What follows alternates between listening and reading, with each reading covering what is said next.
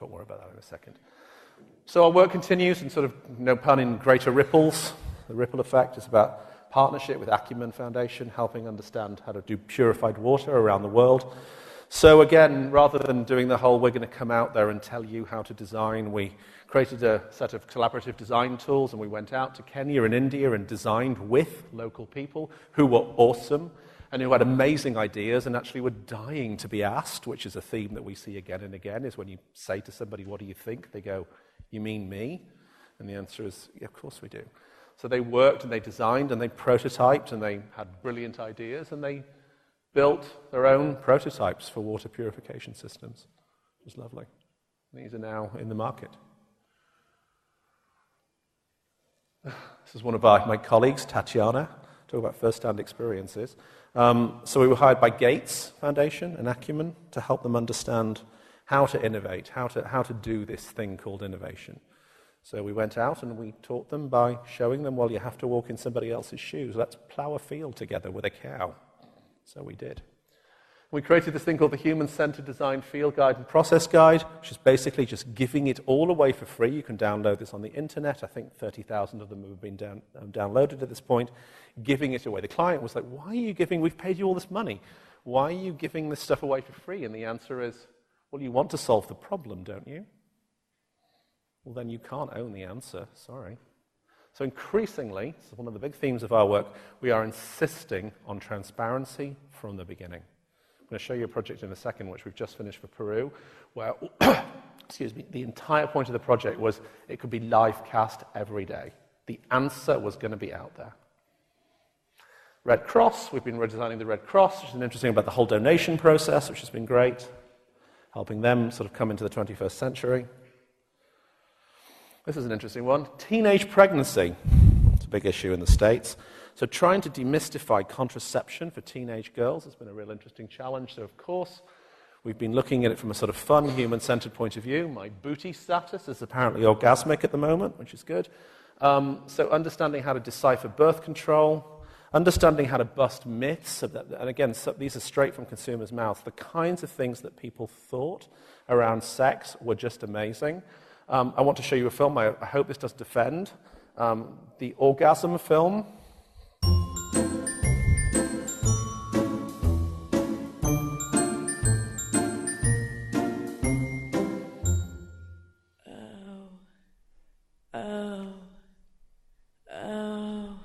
I always heard that as long as you don't have an orgasm, you can't get pregnant. Because the contractions in your muscles for the orgasm are what help the sperm travel up to meet the egg. So, if you don't come, they just kind of sit there. Oh.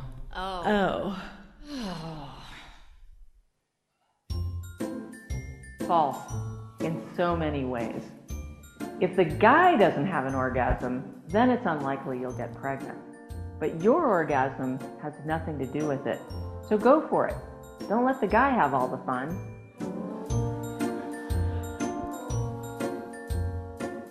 Just launched, it's been very successful.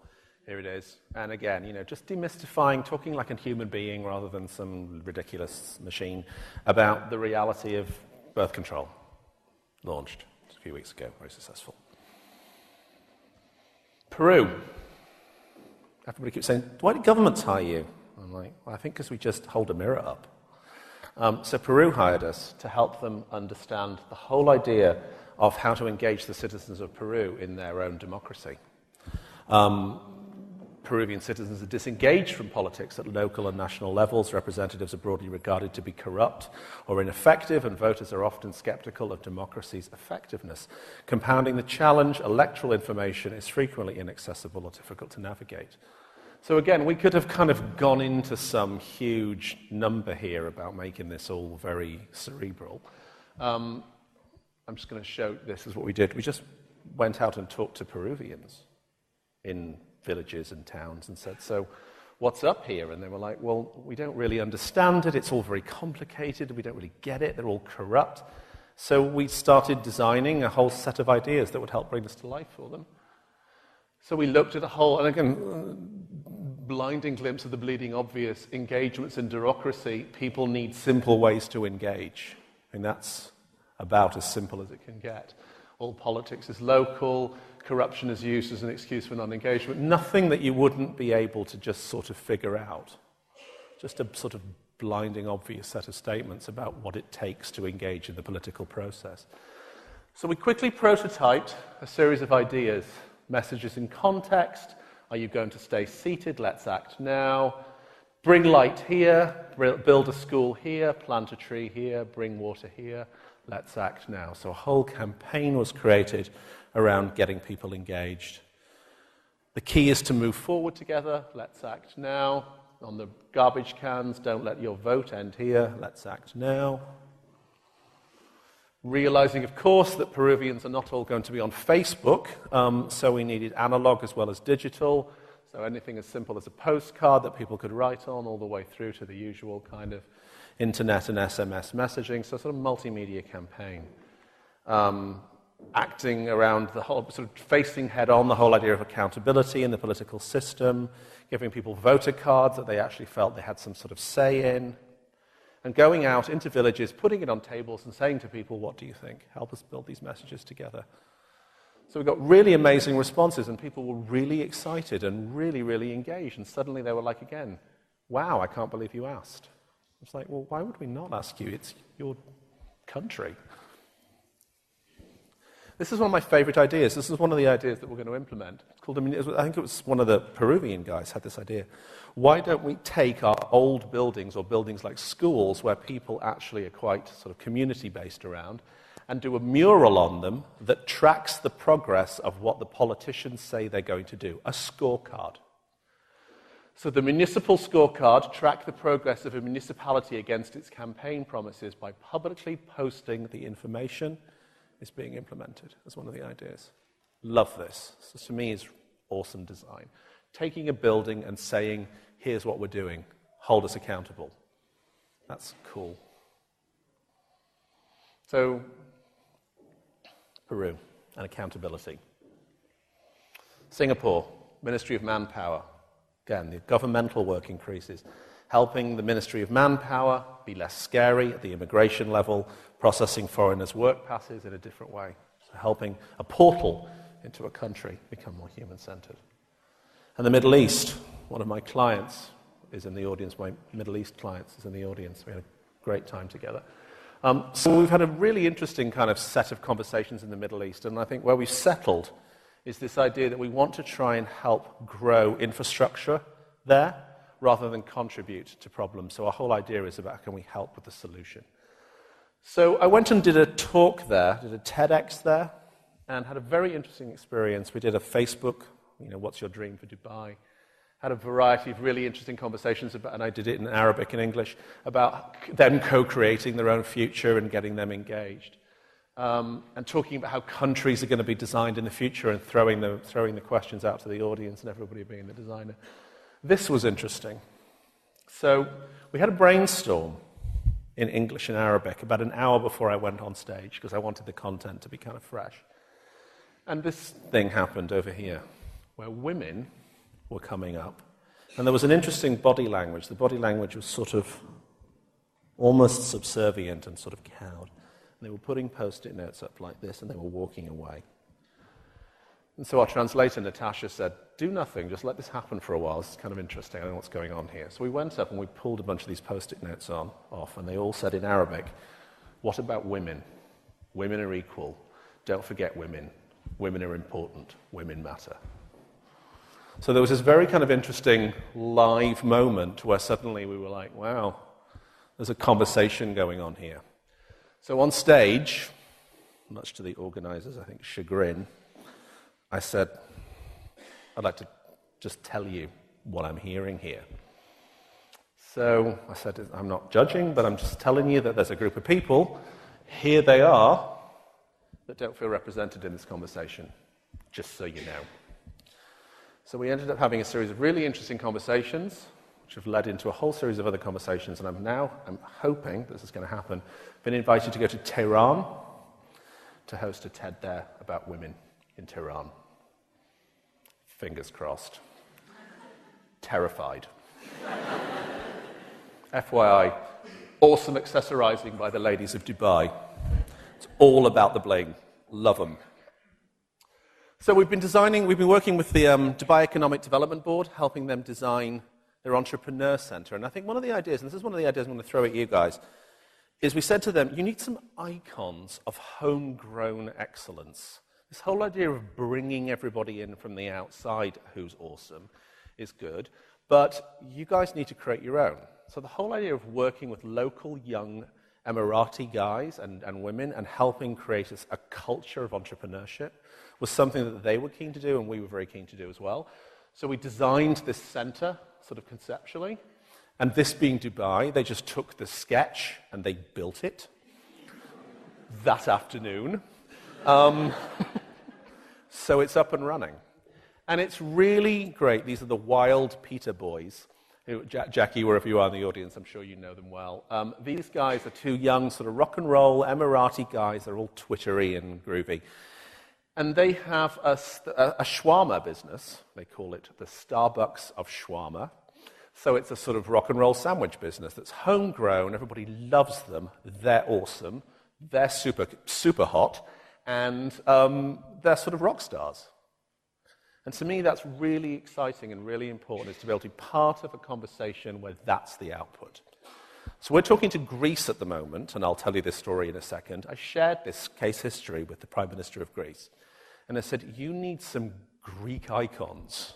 Let us help you design a country where our output is this: visions of the future in human form. So that's kind of an interesting one. So here we are in Greece. It's a couple of weeks ago. It was wild. There's the PM here. He looks... I look gargantuan in that picture. I can't quite figure out the proportion. I think it's a weird camera angle. He's not some tiny little pin man. I just think it's a weird thing. Anyway, he was awesome, and he invited us, and he was humble. And he wasn't one of those horrible leaders that was all, impressed with himself. He was real, and he was humble, and he was frail, and he was asking, and he was listening. And I thought, this is what governance is all about, and I wanted to help him because he cared. So he invited us over, and I did a talk, and we had a meeting with him, and we're starting to figure out what we do together. And of course, we said to them, you're going to be out in the public domain. Tom, my colleague here, literally twittered from this meeting, Papandreou is awesome. Suddenly, the whole of Greece is twittering Papandreou's awesomeness. It became this viral thing in 5 minutes. So it's lovely to sort of see this whole thing evolve in real time. So this is the challenge that we're trying to figure out with them. How could the place where philosophy was invented reinvent its own philosophy? It's the first time I've ever quoted Plato in a presentation. And the Deputy Prime Minister, I did my talk, and the Deputy Prime Minister at the end said, I'd like to thank Paul Bennett for bringing our great master Plato to bear in this conversation. And I was like, this is such a mindfuck, talking about Plato in the same conversation. I'm like, where am I? What have I done? That's great. So this is a really interesting idea, and this is something I've been talking a lot to people about here. This is what we said to this is part of the presentation I gave in Greece. So if you're going to do any economic strategy, it has to live on 3 levels, and I deliberately inverted the pyramid here. It has to matter to the bottom first, the regular guy. It has to matter to the middle next, the businesses, and it has to matter kind of least to the politicians. But you're all in some room designing a universe that you can all live in. Meanwhile, ... So we are thinking about 3 briefs. The farmer in Thessalia, their agricultural district, businesses and investors, and PM Papandreou and his team, in that order. And the first thing we're thinking about doing for them is this thing called Designing Recovery. I bought a URL, designingrecovery.gr, where we're helping create positive media by highlighting positive and true stories of entrepreneurial behavior of brands in Greece that are self-generating. So again, just giving them a break is actually what we're helping them design. So Chorus, one of their huge successful brands, cosmetic brand by 2 sisters, I'm talking about that, starting to tell the stories for them. A failure. And this was an interesting conversation because in Greece, how am I doing for time? Okay. One of the big problems with Greece is that they're terrified of failure. It's quite macho, it's culture. And so they don't do anything. So they just freeze. And I said to the Prime Minister, you might as well die trying. You're going to die if you're not careful. You might as well die trying. So this whole idea of failure is something that I'm quite interested in discussing in the political context. Sorry, can you hear me? And here's one.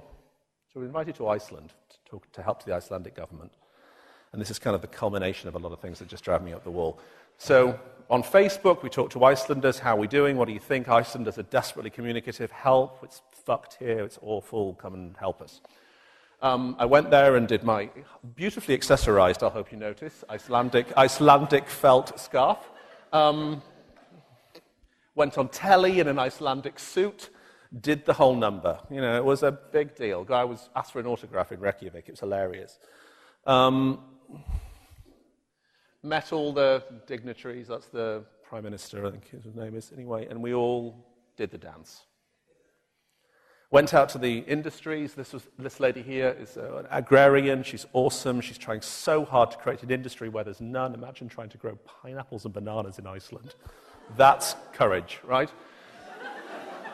Went out to the rural villages. Didn't do the whole Reykjavik intelligentsia crap. That's too easy. Went to Selfoss, middle of nowhere, talked to farmers, had a conversation.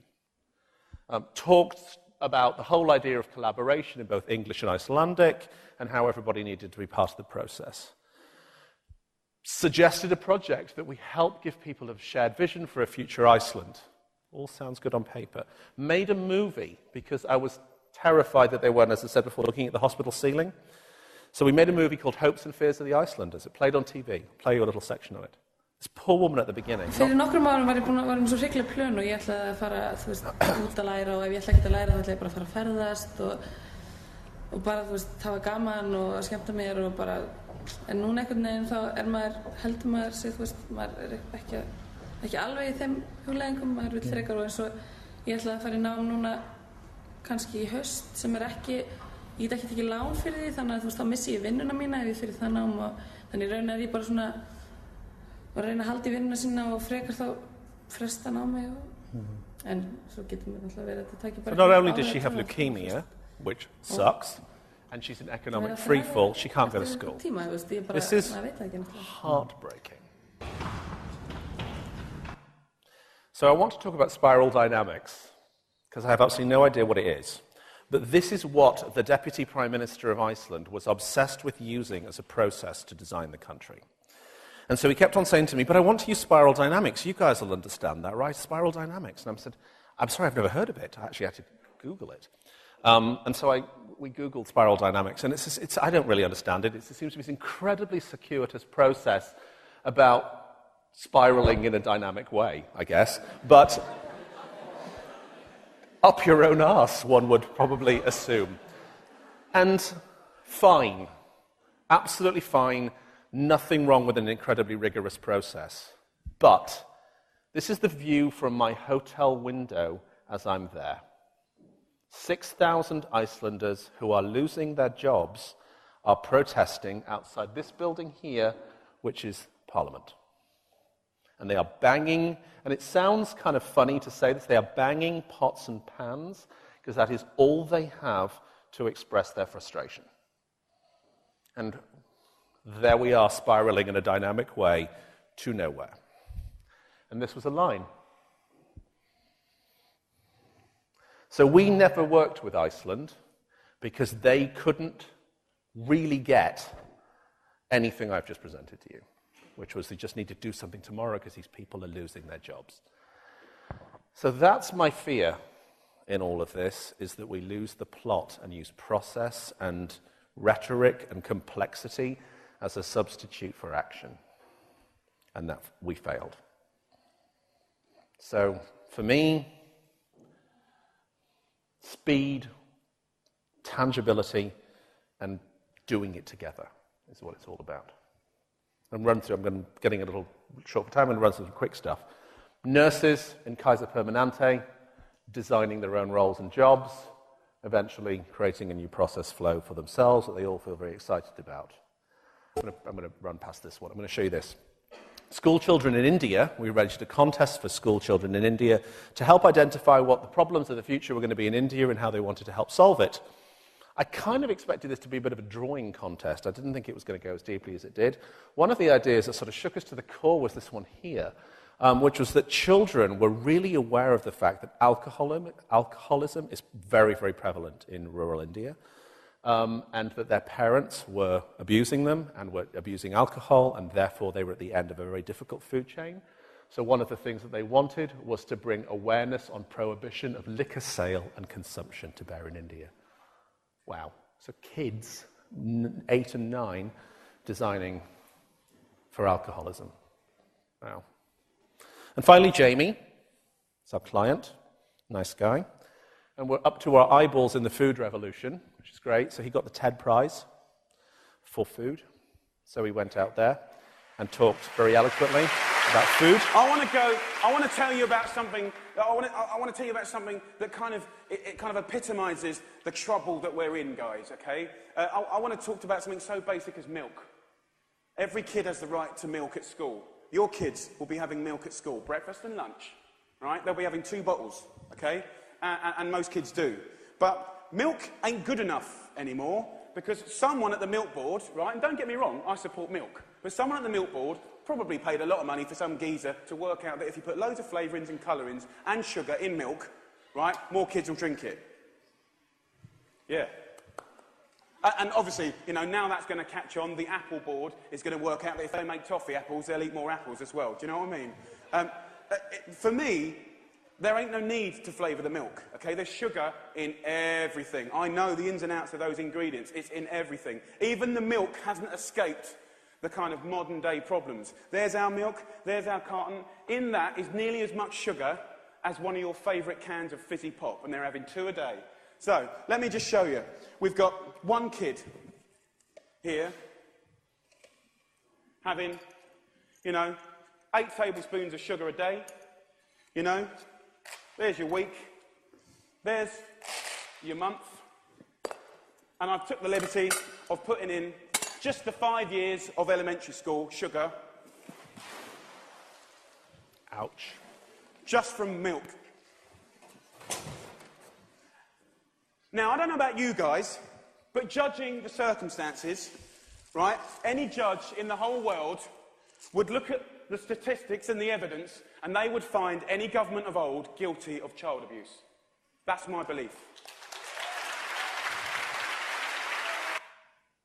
So we're working with Jamie right now, helping him bring reality to a dream. So we launched an open For a innovation while now, network. IDEO designers have been keen to put the best bits of This the is creative Open process IDEO. online and invite everyone to join in. Open IDEO is a global community that will draw on your optimism, inspiration, ideas and opinions to solve problems together for the collective social good. Each challenge starts with a big question, something to get all of us thinking. Next comes the inspiration phase, in which we all post inspiring things that we've seen out there that might help us solve the big question. The more visual the posts, the better. Images, videos and stories will all help to get everyone going. After inspiring one another, it's time to flex our creative muscles in the concepting phase. How would you solve this problem? Post your solution and show everyone how you plan to make it a reality. If someone else's idea sparks something for you, you can build on it. Open IDEO was designed with this way of working in mind. This is where you get to collaborate with other people and where the magic really happens. Once concepts are fully formed, they're put through the evaluation phase. This process is exactly as it sounds. You rate and comment on the concepts that you believe will best solve the problem, according to the given criteria. The concepts that rise to the top in the evaluation phase win, with the winning idea being available for development by the challenge sponsor. Your participation in each phase, plus how much you've collaborated with others, all add up to your design quotient, or DQ for short, which you can choose to publicise or keep private. It offers you feedback and recognition. And because we're all good at different parts of the creative process, we'll all have slightly different DQs. Just like in all good brainstorming sessions, we're going for quantity as well as quality. The more you add, collaborate, and critique in any phase, the bigger DQ you'll rack up. So, we launched Open IDEO. Jamie was the first challenge. 6,000 people so far, I think. Loads of ideas. Really interesting. There's Jamie talking about it. Hello, all you lovely people. Okay, so we're on Open IDEO. It's a fantastic platform for making change, great social change. Of course, I'm into the food revolution. That's my big passion. And the big question for you guys on Open IDEO is how can we create things, environments, businesses, ideas, solutions around engaging people, especially children, with real food, fresh food, where their food comes from, so that we can help make the future for them a better place. We currently have the first generation of kids. We just presented the top 40 ideas of hundreds, and the good news is they have no idea which one they want to implement first, but they want to implement all of them. So one of the things I wanted to sort of throw at the crowd here is the idea of ego. It's incredibly interesting as a designer to watch and to allow your own ego to diminish, because we're trained as designers to be about ego, and suddenly everyone's doing this stuff, and we've had to let go. And we struggle. The people that don't do well at IDEO, I think, are the people that hold on to that. I have a colleague who uses the phrase post-ego behavior, and we look for post-ego.